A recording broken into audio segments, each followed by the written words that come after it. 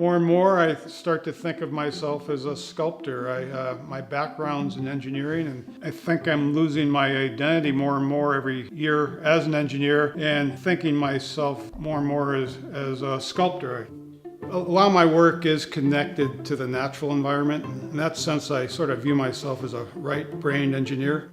I turned more towards looking at the outside as a place to store my sculpture. And at the same time, I started getting interested in public art. Most of the public art, at least what I'm interested in, is outside.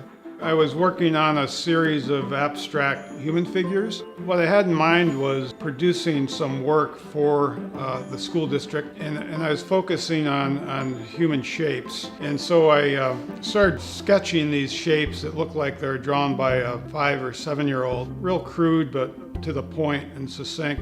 At the same time, I had sort of noticed in some of the objects that some of the components in the sculptures reflected the city. And so I took that idea and expanded upon it and looked for other objects in the city that I could base my forms on.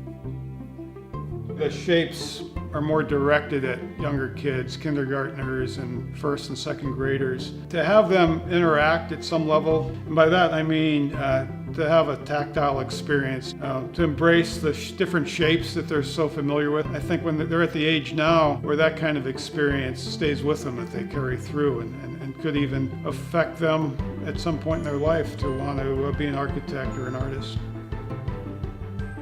Art is really what defines us as individuals and as a society, and maybe the best way to answer why it's important is if you try to imagine the world without art.